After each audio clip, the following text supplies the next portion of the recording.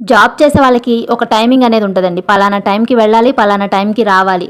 అలాగే అక్కడ టైం అయిపోగానే ఆ టెన్షన్ అక్కడితో వదిలేస్తారు. ఇంటికొచ్చిన తర్వాత రిలాక్స్ అవుతారు. కానీ స్టిచ్చింగ్ చేసే వాళ్ళ పరిస్థితి అలా ఉండదండి. ఎంత కుట్టినా సరే ఇంకా బ్లౌజులనేవి కనిపిస్తూనే ఉంటాయి, కుట్టాల్సిన బ్లౌజులు. ఇంట్లో పని ఎంత చేసినా సరే కళ్ళ ముందు ఇంకా పని కనిపిస్తానే ఉంటది. ఏ పని తరగదండి. అలా అని కంటి నిండా నిద్రపోలేరు, కడుపు నిండా తిండి తినలేరు. అలా అని ఈ మెంటల్ టెన్షన్ ఉంటది చూడండి. కస్టమర్స్‌ని ఎలా సాటిస్ఫై చేయాలా అనే టెన్షను.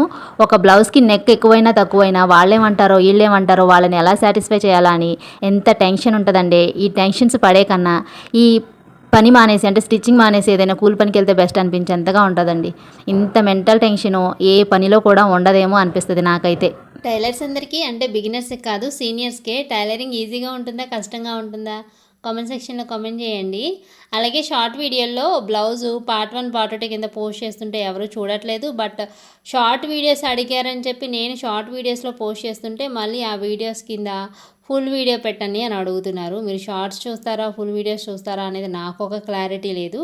అందుకని ఇంకా నేను పార్ట్ 1 పార్ట్ 2 వీడియోస్ ఏం పోస్ట్ చేయాలి అనుకోవట్లేదు. మీకున్న డౌట్స్ని బట్టి నేను ఫుల్ వీడియోస్లోనే క్లియర్ చేస్తాను. ఎందుకంటే ఇలా పార్ట్స్ కింద పెడితే ఏంటంటే బ్లౌజ్ కటింగ్ మీకు అర్థం కాదు ఒక వీడియో మిస్ అయినా సరే.